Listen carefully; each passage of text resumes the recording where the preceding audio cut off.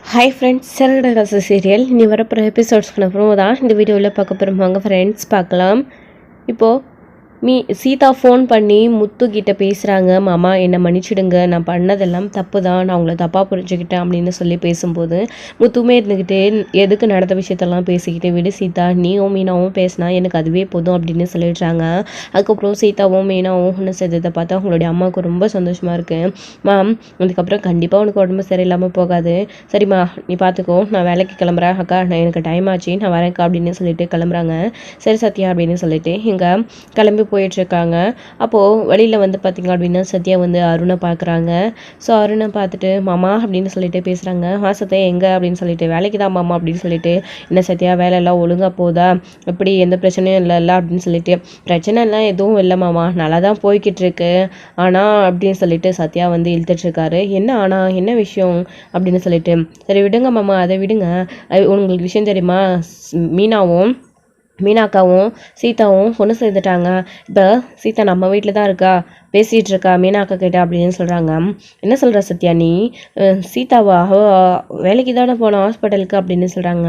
அம்மா மாமா, அவளுக்கு உண்மையெல்லாம் புரிஞ்சிருச்சு, முத்து மாமா தான் என்னை காப்பாற்றினார் இல்லையா, அதுக்கு அவளுக்கு மாமா மேலே இருக்கிற கோவம் போய் சீதா கிட்ட அதாவது மீனா கிட்ட சீதா பேசிகிட்டு இருக்கா அப்படின்னு சொல்லிட்டு சத்யா சொல்கிறாங்க.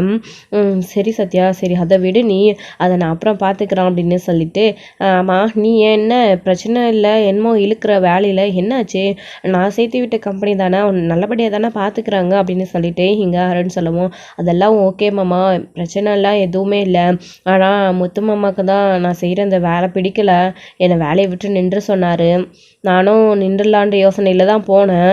அதுக்கப்புறம் என்னுடைய ஆஃபீஸில் சாரை போய் பார்த்து பேசினேன், சாரோடைய பொண்ணும் இருந்தாங்க, அவங்க 2 பேரும் சேர்ந்து நான் பேசிகிட்டு இருக்கும்போது, நான் வந்து ரூல்ஸ் அண்ட் ரெகுலேஷனோட நிறைய வந்து வேறு மாதிரி பண்ணலாம், இந்த மாதிரி பண்ணுறதுனால எனக்கு பிடிக்கல, நான் நின்றுறேன் அப்படின்னு சொன்னப்போ, நான் சொன்னதுக்காக அவர் எல்லா ரூல்ஸையும் மாற்றிக்கிட்டார் மாமா, என் கம்பெனியே டோட்டலாக எல்லா ப்ராப்பரையும் மாற்றிட்டு இனிமேல் ஆளுங்களெல்லாம் அடியாளுங்களெல்லாம் அனுப்ப வேணாம், நம்ம எப்படி பேங்க்கில் கொடுத்து வாங்குகிறோமோ அந்த மாதிரி வாங்கிக்கலாம், நீ வேலையை விட்டுலாம் போக வேணாம் அப்படின்னு சொல்லிட்டாரு மாமா அப்படின்னு சொல்லிட்டு இங்கே நம்ம சொல்லிட்டாரு. அதுக்கப்புறமும் மாமா எனக்கு இது சரியாக வரல, என்னை வேலையை விட்டு நிற்க சொல்கிறாரு அப்படின்னு அருண்கிட்ட சொல்லிட்டுருக்காங்க. இங்கே பார் சத்யா, அதான் பிரச்சனை எதுவும் இல்லை நல்லபடியாக தானே போய்கிட்டு இருக்கு, அதானே உன்னோட வேலையை, ஃபினான்ஸ் கம்பெனினா அப்படி தானே இருக்கும், அது மட்டும் இல்லாமல் இப்போது சரி அப்படி தான் நடக்குது, வேண்டான்னு வேலையை விடுறேன் அப்படின்னதுக்கப்புறமும் உன்னுடைய முதலாளி தான் எல்லாத்துக்கும் ஒத்துக்கிட்டாருல்ல, ஆனால் ஏன் உன் மாமா இந்த வேலையை விட சொல்கிறாரு, இங்கே பாரு, இது நான் வாங்கி கொடுத்த வேலைன்றதுனால விட சொல்கிறாரா, இல்லை இந்த வேலை உனக்கு சரியாக வராதுன்னு விட சொல்கிறாரா உன்னுடைய மாமா, என் மேலே இருக்கிற கோவத்தில் உன்னையும் அந்த வேலையை விட்டு நிறுத்தலான்னு பார்க்குறாரு அப்படின்னு சொல்லிட்டு இங்கே அருண் வந்து சொல்லவும், இல்லை மாமா அப்படியெல்லாம் இருக்காது, எனக்கு ஏதாச்சும் பிரச்சனை வந்துடணும் தான் முத்து மாமா யோசிக்கிறாரு போல இருக்கு அப்படின்னு சொல்லிட்டு, இங்கே பாரு சத்யா, அதான் நீ சொன்னதுக்கு அப்புறமும் உன்னுடைய ஓனர் எல்லாத்தையும் மாற்றிட்டாருல்ல, அதுக்கப்புறமும் உங்கள் மாமாவுக்கு என்ன பிரச்சனை நீயே சொல்லு, நீ நினச்ச மாதிரி எல்லாமே மாறிடுச்சு, இனிமேல் அங்கே பிரச்சனை இருக்க போகிறதில்ல, இதுக்கப்புறம் நீ ஏன் வேலையை விட்டு நிற்கணும், நல்ல ஃபினான்ஸ் கம்பெனி தானே, உன் முதலாளி நீ சொல்கிற பேச்செல்லாம் கேட்குறாரு, அது மட்டும் இல்லாமல் எனக்கு தெரிஞ்சாலும் ஏதாச்சும் பிரச்சனைனா நான் பார்த்துக்க போகிறேன், என்ன பிரச்சனை வந்துட போகுது அப்படின்னு சொல்லிட்டு இங்கே சொல்லிட்டுருக்காரு. அருண் வந்துட்டு, எனக்கு இடமோ மாமா பொறாமையில் தான் உன்னை வேலையை விட்டு நிற்க சொல்கிறாரு, எங்கள் பார் சத்யா, அந்த வேலையை மட்டும் தயவு செஞ்சு விட்டுறாத, அப்புறம் நீ வந்து உன் குடும்ப செலவுக்கு என்ன பண்ணுவீங்க, அத்தையை எல்லாரும் பார்த்துப்போ, இல்லைன்னு சொல்லலை, அடுத்தடுத்து நீ வேலைக்கு போய் பெரிய ஆளாக வேண்டாமா, இதில் போய் எக்ஸ்பீரியன்ஸ் இருந்தால் தானே அடுத்து நீ ஒரு பிஸ்னஸ் ஸ்டார்ட் பண்ண முடியும் அப்படின்னு சொல்லிட்டு இங்கே அருண் சொல்லிட்டுருக்காரு. ஆமாம் மாமா, பிஸ்னஸ் ஸ்டார்ட் பண்ணுறது தான் என்னுடைய ஐடியாவே, ஆனால் அதுக்கு இப்போதைக்கு முதலீடு வேணும்னு தான் நான் அந்த ஒர்க்குக்கே போயிட்டுருக்கேன், அதுவும் நீங்கள் கொடுத்தது நல்லபடியாக மெயின்டெனன் ஆகிட்டு தான் இருக்கு மாமா, ஆனால் முத்து மாமா தான் அப்படி பண்ணுறாரு அப்படின்னு சொல்லவும், சத்யாவோட மனசை பேசி பேசி அருண் வந்து மாற்றிடுறாரு, இந்த வேலையை விட்டு நிற்கவே வேணாம், வேணும்னையும் மாமா பண்ணுறாரு அப்படி இப்படின்னு நிறைய பொய்களை சொல்லிடுறாரு.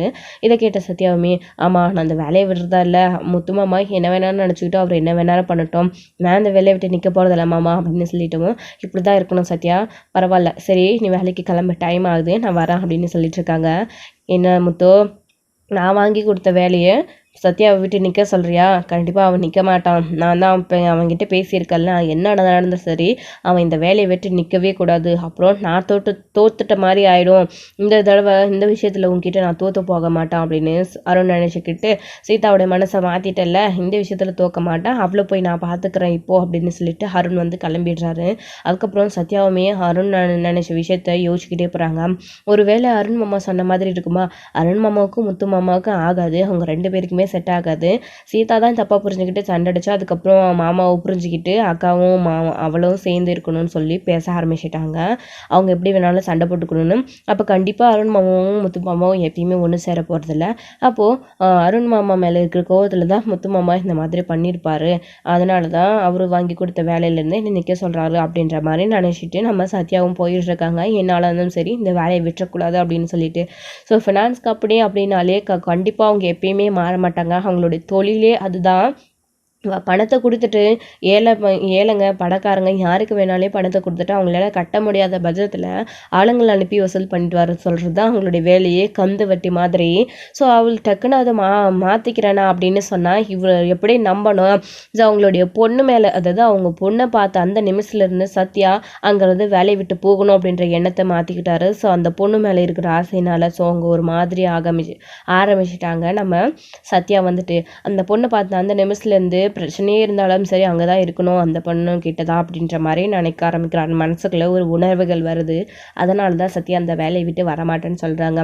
ஸோ அவங்க பொண்ணுமே சரி சத்யா மேலே காதல் எல்லாம் எதுவுமே கிடையாது. இவர் வேலையை விட்டு போகிறா அப்படின்ன உடனே நம்மளுக்கு ஆட்கள் இந்த மாதிரி வேலைக்கு கிடைக்கிறது ரொம்ப கஷ்டம், விட்டுட்டா பிடிக்கவே முடியாது அப்படின்றதுக்காக தான் நம்மளுடைய ஸ்டாஃப்க்கு நம்ம ஹெல்ப் பண்ணுற மாதிரி போயிட்டு அவங்க ரூட்லேயே போய் எல்லா பிரச்சனையும் சால்வ் பண்ணணும், இந்த பிஸ்னஸை ரன் பண்ணணும் அப்படின்னு அவங்க நல்லாவே தெரிஞ்சு வச்சுருக்காங்க. சத்யாவை விட்டுறக்கூடாது அப்படின்னு. அதுக்காக தான் அவங்களுடைய அப்பாவும் அவங்களுடைய பொண்ணுமே பேசி அங்கேயே வந்து சத்யாவை இருக்க சொல்லியிருக்காங்க. ஸோ கண்டிப்பாக அவங்க வந்து நல்ல எண்ணத்தில் நம்ம மாற்றிக்கலாம் அப்படின்ற எண்ணத்தில் சத்யாவை அங்கே இருக்கவே சொல்ல கிடையாது. ஸோ இது வந்து புரியாமல் சத்யாவுமே தப்பாக புரிஞ்சுக்கிட்டு அருண் பேச்சு கேட்டுக்கிட்டு அந்த வேலையை விட்டு நிற்க மாட்டான் அப்படின்னு பிடிவாதமாக இருந்துகிட்ருக்காரு. முத்துவுக்கு சத்யா அங்கே வேலை செய்கிறது கொஞ்சம் கூட பிடிக்கவே இல்லை. கண்டிப்பாக பெரிய பிரச்சனை வரும் பின்னாடிக்கு அப்படின்னு தான் நம்ம முத்து நினச்சிக்கிட்டு தான் இந்த விஷயத்த சொன்னார். ஸோ அதே மாதிரி தான் நடக்க போகுது. நம்ம சத்யா நல்லா போய் வசமாக மாட்டிக்கிட்டாரு. முத்து சொன்னப்பவே வந்திருந்தால் அவருக்கு இந்த பிரச்சனை வந்திருக்காது. ஸோ இப்போ பெரிய பிரச்சனை வரப்போகுது. ஸோ இவர் வந்துட்டு சத்யா வேலை செய்கிற அந்த மேனேஜர் வந்து பார்த்திங்க அப்படின்னா மீனாவுக்கு ஆகவே ஆகாது, அந்த சிந்தாமோனோட ஹஸ்பண்ட். ஸோ அவங்க 2 பேரும் ஏதோ ஒரு விஷயத்தினால பிரிஞ்சிருக்காங்க. ஸோ அது என்னென்னு அப்புறம் பார்க்கலாம். ஸோ இப்போ இவங்க இவங்களே ஆல்ரெடி இந்த பூ விற்கிற தொழிலே நிறைய சம்பாதிக்கணும் அப்படின்னு மீனாவுக்கு போட்டியாக என்னென்னமோ பண்ணுறப்போ அவரோட ஹஸ்பண்ட் மட்டும் எப்படி அந்த மாதிரி நேர்மையாக இருந்துட முடியும்? அவருமே வட்டிக்கு பினான்ஸ் தான் விட்டுட்ருக்காரு. ஸோ அப்படி இருக்கிறபோது அந்த தொழில் எப்படி நேர்மையாக செய்ய முடியும், வட்டி தொழில்? ஸோ அப்படி இருக்கும்போது ஜனங்க எல்லாரும் பேங்க்ல எல்லாத்தையும் பண்ணிக்கலாமே, எதுக்காக இவர்கிட்ட போகணும்? இவர் அதிகமாக பணத்தை கொடுத்து ஜனங்களுக்கு ஆசையை காட்டி ஏமாற்றி முதல்ல இந்த மாதிரிலாம் பண்ணுறாரு. அதுக்கப்புறம் அதிக வட்டி வாங்கிட்டு இருக்காரு, ஆளுங்களை வச்சு மிரட்டி எல்லா பொருளையும் தூக்கி போட்டு நிறைய அராஜகம் பண்ணிகிட்ருக்காரு. ஸோ இதுதான் வந்து இந்த விஷயம் இப்போ வந்து பெருசாகிடுது. ஸோ இப்படி பண்ணுறதுனால போலீஸ் வந்துட்டு அவங்களுடைய ஆஃபீஸ்க்கு ரைடு வந்துட்டுருக்காங்க. ஸோ ரைடு வரல, அதாச்சும் இப்படி பண்ண தப்புக்காக அவரை தட்டி கேட்டு அரெஸ்ட் பண்ணிட்டு போகிறதுக்காக வராரு. இந்த மாதிரி பண்ணது யார் அப்படின்னு சொல்லிட்டு. அப்போ சத்யா ஆஃபீஸ்க்கு போகிறாங்க. ஆஃபீஸ்க்கு வந்து நல்லா தான் போயிட்டுருக்கு. ஸோ பேசிட்டு அவரோட வேலையை பார்த்துட்ருக்காரு. எந்தெந்த கடை எந்தெந்த இடத்துலேருந்து வசூல் பண்ணணும், யார் யார் கொடுக்கணும், என்ன டீட்டெயில்ஸ் பார்த்துட்டு இருக்கும்போது போலீஸ் வராங்க. அப்படி போலீஸ் வரும்போது இங்கே இந்த ஃபினான்ஸ் நடத்துறது யார், இந்த ஓனர் யார் அப்படின்னு சொல்லிட்டு கேட்குறாரு. அப்போ தான் அவருமே அங்கே இருக்கார் சாருமே. அப்போ அவர்கிட்ட பார்த்து பேசுகிறாங்க, என்ன சார் என்ன விஷயம் அப்படின்னு. என்ன சார் நீங்கள் ரொம்ப அராஜகம் பண்ணுறீங்க, வட்டிக்கு காசு கொடுக்கறது மட்டும் இல்லாமல் ஜனங்களை மிரட்டி எதுக்கு சார் காசு வாங்குறீங்க? இதனால் இன்றைக்கி ஒரு குடும்பமே தற்கொலை பண்ணிக்கிச்சு, அதுக்கு யார் சார் பதில் சொல்லுவாங்க? இது சட்டப்படி தப்பு சார். இன்னும் காசு வாங்கினா அதுக்குன்னு இப்படியா சார் பண்ணுவாங்க? குடும்பத்தோடு இப்போ தற்கொலை பண்ணிக்கிட்டாங்களே, இது பழி மொத்தமாக உங்கள் மேலே தான் விழுது. இப்போ நீங்கள் வந்து சரண்டர் ஆகலைன்னா அப்புறம் இங்கே நடக்கிற பிரச்சனையே வேறு மாதிரி இருக்குது சார். பப்ளிக் நியூஸ் அப்புறம் உங்கள் பேரெல்லாம் பெருசாக போயிடும் அப்படின்னு சொல்லிட்டு இருக்காங்க. ஆல்ரெடி உங்கள் கம்பெனியை பற்றி பேச ஆரம்பிச்சிட்டாங்க. அதுக்கப்புறம் உங்களுடைய ஃபோட்டோ வெளியில் வந்துச்சுன்னா அப்புறம் நீங்கள் இந்த ஃபினான்ஸ் இங்கே மட்டும் இல்லை எங்கேயுமே தொடங்க முடியாது, நாட்டிலையும் ஊர்லேயும் அசிங்கம் ஆகிடும் அப்படின்னு சொல்லிட்டு போலீஸ் வந்து சொல்லிட்டு இருக்கவும், அப்போ தான் அவர் தான் நல்லா ஃபைனான்ஸ் பிஸ்னஸ் மேன் ஆச்சு, அவர் வந்துட்டு எப்படி இதில் மாட்டிப்பார், ஸோ யாரையாச்சும் மாட்டி விடலாம் அப்படின்னு பிளான் பண்ணுறாரு. அடுத்து போலீஸை கூட்டிகிட்டு போய் உங்ககிட்ட தனியாக பேசணும் அப்படின்னு சொல்லிட்டு பேசுகிறாரு. ஸோ உள்ளே போயிட்டு போலீஸை விலை கொடுத்து வாங்கிடுறாரு. ஸோ இதுக்காக சரி சார் நீங்கள் சொல்கிறதுக்காக நான் சரின்னு சொல்கிறேன், ஆனால் இதுக்கு எஃப்ஐஆர் ஃபைல் வந்து பண்ணி க்ளோஸ் பண்ணணும் இல்லையா, அதுக்காக யாரையாச்சும் நீங்கள் அனுப்பி தானே சார் ஆகணும், உங்களுடைய ஆஃபீஸில் யாராச்சும் வேலை செய்கிற ஸ்டாஃப் அனுப்புங்க சார், ஏதோ இப்படி அப்படின்னு சொல்லி நான் கேஸை வந்து மாற்றிடுறேன் அப்படின்னு சொல்லிட்டு போலீஸ் செலவும் இப்போது யார் அனுப்புறது அப்படின்னு சொல்லிட்டு நல்லாவே யோசிக்க ஆரம்பிக்கிறாங்க. ஸோ இப்போ யோசிச்சதுக்கப்புறமா ஸோ நம்மக்கிட்ட இருக்கவே இருக்கானே ஒரு பையன், அவன் நேர்மையானவன், அவனை மாட்டி விட்டா அதுக்கப்புறம் நம்ம அவனை வெளியில் எடுத்துடலாம், நம்ம சொன்னால் அவன் ஓகேன்னு சொல்லுவான் அப்படின்னு சொல்லிட்டு நம்புகிறாங்க. ஸோ வந்து இந்த வேலையிலேருந்து போகிறேன்னு சொன்னார். ஸோ பின்னாடி பிரச்சனை ஆகும்னு சொல்லி சத்யா அந்த வேலையை விட்டு போகிறேன்னு சொன்னால் அப்புறம் இதுக்கு ஒத்துப்பானா என்னன்னு அவர் யோசிக்கவே இல்லை, அவன் தான் இருக்கானே மாட்டி விட்டுடலாம் அப்படின்னு மாட்டி விடுறதுக்காக இப்போது வெளியே வந்ததுக்கப்புறமா சத்யாவை உள்ளே கூப்பிடுறாங்க, வாங்க சத்யா அப்படின்னு சொல்லிட்டு, சார் என்ன அப்படின்னு சொல்லிட்டு சத்யா வந்து நிற்கவும், ஸோ சத்யா வந்து போலீஸ் வந்ததை நினச்சி ரொம்ப பயந்துகிட்டு இருக்காரு. அப்போ வந்து சார் என்ன சார் போலீஸ் எல்லாம் அப்படின்னு சொல்லிட்டு, இங்கே பாரு நம்ம இந்த நடத்தின பிஸ்னஸில் ஒரு குடும்பத்தில் பெரிய பிரச்சனை ஆகிடுச்சு, ஒரு குடும்பமே தற்கொலை பண்ணிக்கிச்சான், நம்மக்கிட்ட ஃபினான்ஸ் வாங்கினவங்க அவங்கக்கிட்ட வசூல் பண்ணும்போது நம்ம ஆளுங்க யாரோ ரூடாக நடந்திருக்காங்க, அதனால் ரொம்ப அவங்க வந்து தற்கொலை பண்ணியிருக்காங்க, இப்போ என்ன பண்ணுறதுன்னு தெரியல, என்ன சரண்டர் ஆக சொன்னாங்க, ஆனால் கண்டிப்பாக நான் சரண்டர் ஆனேன்னா நம்ம பிஸ்னஸ் பேரே கெட்டு போயிடும், சத்யா நீ உனக்கு எதுவும் செய்யணும், உனக்கு நான் எவ்வளோ பணம் வேணாலும் தரேன், இங்கே பாரு ப்ளீஸ் எனக்கு பதிலாக நீ ஜெயிலுக்கு போ, இங்கே பாரு நீ கவலைப்படாத, உன்னை நான் உடனே நான் வந்து ஜாமீனில் எடுத்துடுறேன், கண்டிப்பாக நீ வந்து உள்ள ஜெயிலுக்கெல்லாம் உன்னை போக விட மாட்டேன், நீ சும்மா ஃபார்மாலிட்டிஸ்க்காக போலீஸ் கூட மட்டும் போ, அதுக்கப்புறமா நான் உன்னை ஜாமீனில் எடுத்துடுறேன் அப்படின்னு சொல்லிட்டு சொல்லவும் உடனே ஷாக் ஆகிடுறாங்க நம்ம சத்யா இருந்துக்கிட்டு, என்ன சார் இப்படி எல்லாம் சொல்கிறீங்க, இங்கே பாருங்கள் சார் இந்த மாதிரி ஏதாச்சும் நடக்கும்னு தெரிஞ்சுதான் என் மாமா அப்போவே வேலையை விட்டுற சொன்னார், நான் தான் விட்டுறேன்னு சொன்னேன் இல்லை சார், ஆனால் நீங்கள் தான் கேட்கவே இல்லை, எல்லாத்தையும் மாற்றிக்கலாம் அப்படின்னு சொன்னீங்க, ஆனால் அதை மாற்றுறதுக்குள்ளே திடீர்னு இவ்வளோ பெரிய பிரச்சனை வந்து நிற்குது, இப்போ என்ன சரண்டர் ஆக சொன்னீங்க, இல்லை சார் இந்த வேலை எனக்கு சரிப்பட்டு வராது, நான் இப்போவே கூட வேலையை ரிசைன் பண்ணிடுறேன், இது என்னால் பண்ண முடியாது அப்படின்னு சொல்லவும் உடனே அவர் வேலையை அவர் காட்ட ஆரம்பிச்சிடுறாரு, பயங்கரமாக மிரட்ட ஆரம்பிச்சிடுறாரு, இங்கே பாரு சத்யா நீ இப்போ மட்டும் சரண்டர் ஆகலை அப்புறம் நடக்கிறதே வேற, அப்புறம் நான் என்ன பண்ணுவேன்னு எனக்கே தெரியாது, பணத்தை தூக்கிட்டு இங்கேருந்து ஓடிட்டேன்னு சொல்லி உன் மேலே கேஸ் ஃபைல் பண்ணி உள்ள தள்ளிடுவேன், அப்புறம் இதுக்கு காரணமும் நீ தான் அப்படின்னு சொல்லி உன்னோட பேரை நார் அடிச்சிருமா, உன் குடும்பத்தில் உன் அப்பா இல்லைல்ல உன் அம்மா மட்டும்தானே, இங்கே பாரு உன் அம்மாவை அசால்ட்டாக என்னால் தூக்க முடியும், அது மட்டும் இல்லாமல் நான் என்ன எல்லைக்கு வேணாலும் போவேன் அப்படின்னு சொல்லிட்டு பயங்கரமாக அவர் மிரட்ட ஆரம்பிச்சிடுறாரு. சத்யா பயங்கரமாக பயப்படுறாரு, என்ன சார் இப்படி எல்லாம் மிரட்டுறீங்க, பாருங்கள் சார் என் மாமா கிட்ட சொன்னேன்னா அப்புறம் நான் என்ன நடக்குன்னே தெரியாது அப்படின்னு சத்யா சொல்லவும், உன் மாமா என்ன பெரிய இவனா நான் பார்த்துக்கிறேன் அப்படின்னு சொல்லிட்டு இங்கே உன் மாமனவே என்னால் என்ன வேணாலும் பண்ண முடியும் போலீஸ் பவரை யூஸ் பண்ணி அப்படின்னு சொல்லிட்டு இங்கே மிரட்டவும், அப்போது சத்யா பயங்கரமாக பயந்துடுறாங்க, அம்மாவுக்கும் எதுவும் ஆகக்கூடாது, வீட்டில் இருக்கவங்க யாருக்கும் எதுவும் ஆகிடக்கூடாது இப்படின்னு சொல்லிட்டு பேசாமல் அமைதியாக நின்றுட்டுருக்காரு. அப்போ தான் அவங்களுடைய பொண்ணு வராங்க, அவங்க பொண்ணு வந்து பேசி என்னப்பா இவர்கிட்டலாம் என்ன பேசிக்கிட்டு போலீஸ் கூப்பிட்டு அனுப்பிவிட சொல்லுங்கப்பா அப்படின்னு சொல்லவும், என்னம்மா நீ எதுக்கு இங்கே வந்து அப்படின்னு சொல்லிட்டு, இல்லைப்பா பிரச்சனை நடந்துட்டு இருக்கும்போது நான் வரலன்னா எப்படி, நான் இதில் இன்வால்வ் ஆகலைன்னா அம்மாவுக்கு அந்த விஷயம் தெரியும், அம்மா தான் அனுப்பி வச்சாங்கப்பா அப்படின்னு சொல்லிட்டு இங்கே சொல்லிட்டு இருக்காங்க அவங்களுடைய பொண்ணுமே. அப்போது இந்த பொண்ணை நம்பிட்டோமே நல்ல பொண்ணு நினச்சி இந்த பொண்ணு இப்படி பண்ணிச்சு அப்படின்னு சத்யா நினைக்க ஆரம்பிக்கிறாங்க. ஒரு வேலை எல்லாமே பிஸ்னஸ்க்காக நாடகம் அப்படின்னு சொல்லிட்டு சத்யாவுக்கு அப்போ தான் புரிய வருது. இப்போ நீ ஒத்துக்க போறியா இல்லையா அப்படின்னு சொல்லிட்டு, சார் என் குடும்பத்தை ஏதாச்சும் பண்ணிவிடுவீங்கன்னு மிரட்டுறீங்க, எனக்கு ரொம்ப பயமாக இருக்குது சார், வேணா நான் ஒத்துக்கிறேன், ஆனால் கண்டிப்பாக நீங்கள் சொன்ன மாதிரி என்னை வெளியில் எடுத்துடுவீங்களே, என்னுடைய பேர் வெளியில் வராதில்ல அப்படின்னு சொல்கிறாங்க. அதுக்கப்புறம் சரி அப்படின்னு சொல்லிட்டு சத்யா ஒத்துக்கிறாங்க, உன் பேர் வெளியில் வராது, கண்டிப்பாக நான் உன்னை வெளியில் எடுத்துடுறேன் அப்படின்னு சொல்லிடுறாரு. ஸோ அதை நம்பி சத்யாவும் வந்து போலீஸ் சரண்டர் ஆகுறாங்க. சத்யாவை போலீஸ் பிடிச்சிட்டு போகிறாங்க. ஸோ சத்யா நம்மளோட பேர் எதுவும் அடிப்படாத யாருக்கும் தெரியாமல் போயிட்டு வந்துடலாம் அப்படின்னு நினச்சிட்டு இருந்தாரு. ஆனால் அப்போ தான் பெரிய பிரச்சனையே வெடிக்குது. ஸோ சத்யாவை அரெஸ்ட் பண்ணிட்டு போன கையோட எஃப்ஐஆர் ஃபைல் பண்ணி அவரோட ஃபோட்டோ வீடியோ ப்ரெஸ் எல்லாத்துலேயுமே வந்து டிவியில் பேப்பரில் வந்துடுது. ஸோ ஃபினான்ஸ் நடத்த போய் இந்த மாதிரி ஆயிடுச்சு அப்படின்னு சத்யாவோட பேர் வந்து வெளியில் வந்துடுது. ஸோ அதை வந்து தப்பான முறையில் யூஸ் பண்ணார் அப்படின்னு சொல்லிட்டு, ஸோ இவர் பேர் வந்துடக்கூடாது அப்படின்னு தான் அவரை மாட்டி விட்டார். ஸோ சத்யா பேர் வரும்னு சத்யா கொஞ்சம் கூட யோசிச்சே பார்க்கல. ஸோ யோசிச்சு பார்த்திருந்தா ஒத்துருந்துருக்க மாட்டார், இதில் வந்து தப்பிச்சிருந்துக்கலாம். ஸோ அவர் போய் மாட்டிக்கிறாரு.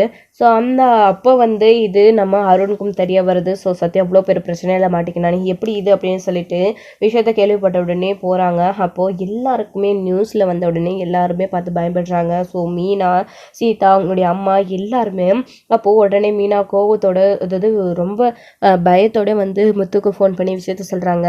அப்போது ஃபோன்லேயே வந்து முத்து அந்த நியூஸை பார்க்குறாங்க. பார்த்த உடனே மீனா இப்படி ஏதாச்சும் நடக்கும்னா அவனை அப்போவே வேலையை விட சொன்னான். என் பேச்சை கேட்டானா கேட்க சொல்லாமல் அந்த ஓனர் மாறிட்டாரு, நல்லவர் திருந்துட்டாரு அப்படின்னு வேலைக்கு போனால் இப்போ பார்த்தியா இப்போ என்ன பண்ணுறது அப்படின்னு சொல்லிட்டு எங்க ஏதாச்சும் பண்ணி சத்யாவை வெளியில் கொண்டு தருங்க, அவனோட லைஃபே ஸ்பாயில் ஆடும் இதுக்கப்புறம் அப்படின்னு சொல்லி இந்த விஷயம் அம்மாவுக்கு தெரிஞ்சா அப்புறம் அம்மாவுக்கு என்ன ஆகுனே தெரியாது அப்படின்னு பயங்கரமாக மீனா அழுதுட்டு இருக்கவும் நான் பார்த்துக்கிறேன் நிவை அப்படின்னு சொல்லிட்டு ஃபோனை கட் பண்ணிடுறாரு முத்துவுமே.